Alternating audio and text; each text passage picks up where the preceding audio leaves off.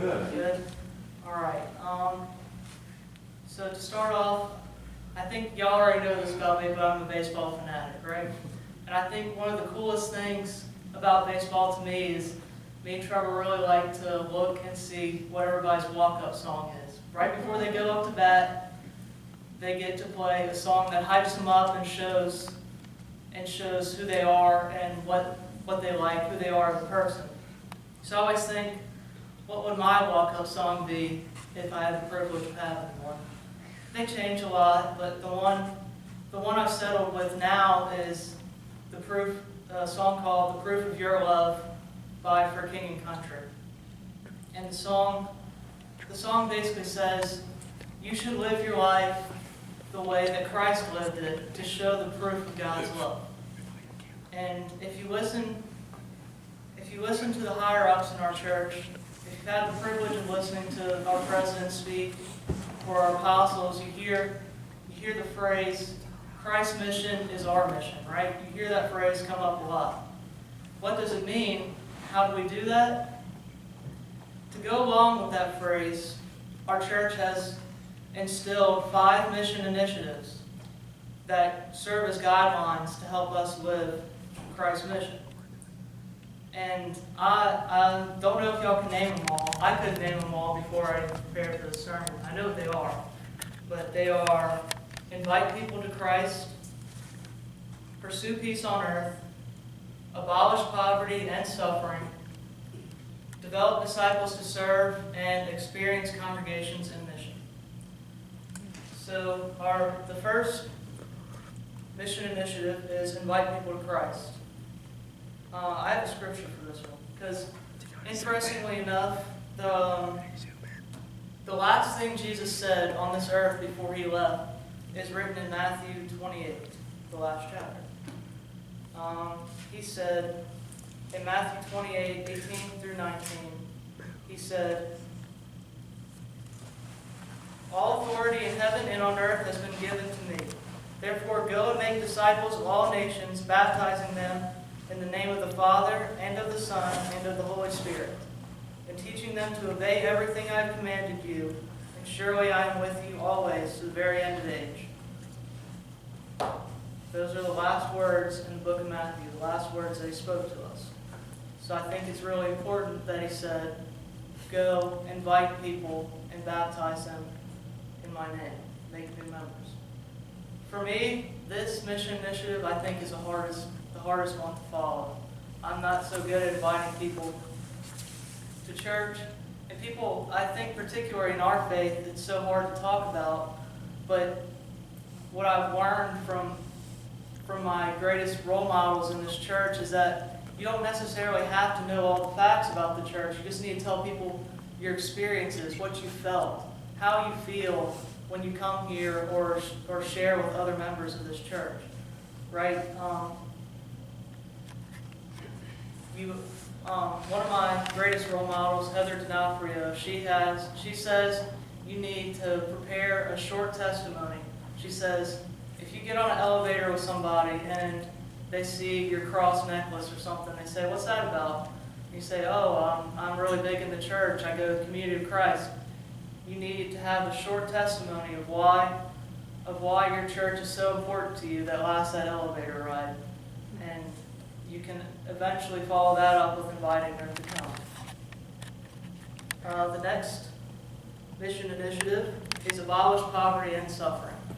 And this one, our church does really well. We have, it's not always about how much money you have or how much money you can give, right? It's about who's willing to do the work. Our church, doesn't have the most money, but we have a lot of doers. And we've made a food bank. We've organized a food bank that now feeds hundreds of people a month. And I think that's really special.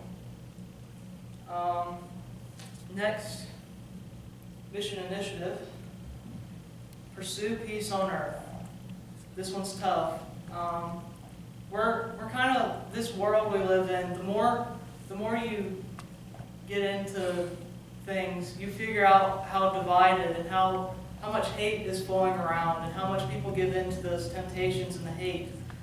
And we're told to love thy neighbor as thy brother, but now it feels like it's love thy neighbor only if they think the same way I do.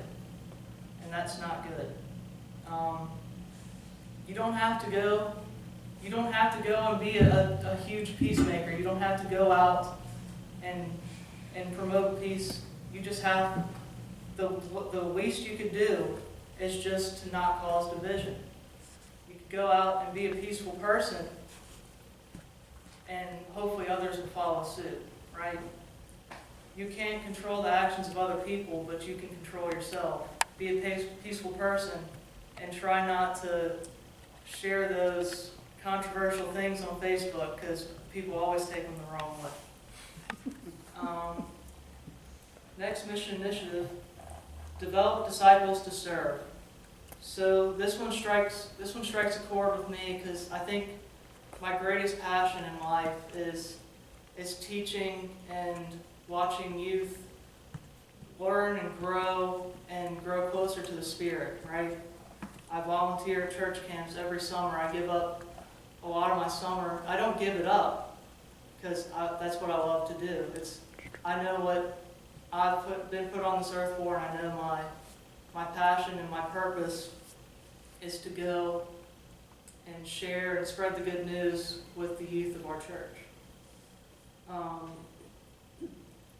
Developing disciples to serve is crucial, because if I've learned anything in my 20 years in this congregation, and this church as a whole, is that people move around a lot, right? We almost have a completely different church now than we did 20 years ago. And you must work to develop those disciples, teach people the new things like Jesus did in his life. He had his disciples, so when he left the earth, they were ready to take over. And I think it's important that we do the same in our congregation, because you never know when somebody's going to leave and then somebody else is going to have to fill in that role. I put in my outline, that's not saying anything to worry, y'all. I don't plan on going anywhere anytime soon, but it's something you have to think about, something you have to do. God always makes a way. He always has a plan. We're gonna keep on going strong. Next is experience congregations and mission. So if you notice, I'm not always here. Like I'm gone like every other week. Doesn't mean I'm not at church. I go all over the place. I'm in Mississippi a lot. We were in Milton a couple weeks ago. I'm always experiencing. I like to go to other congregations and see how they worship, what works for them. And if you think about, we learned in classes about synergy in terms of 1 + 1, one congregation collaborating with another congregation. Sometimes it equals more than 2. You get more out of it than just if you have one by themselves. It's really neat to go out. You don't always have to stay here. It's good to go out and learn and grow and meet new people as well.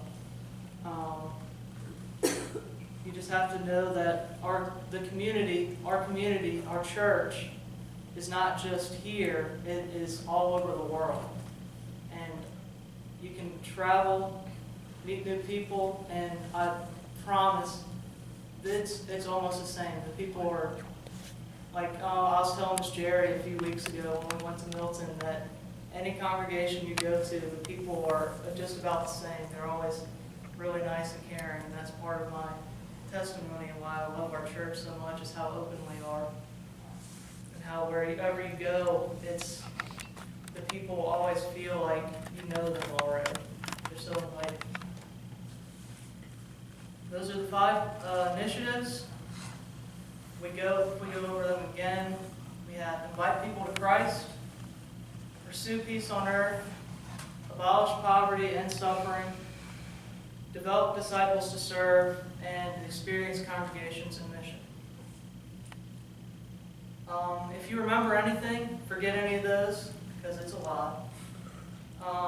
just remember that Christ's mission is our mission. Christ's mission is our mission. The mission initiatives aren't the only ways for you to go out and live Christ's mission. They just act as a guideline if we're lost and we don't know. It's a good first step.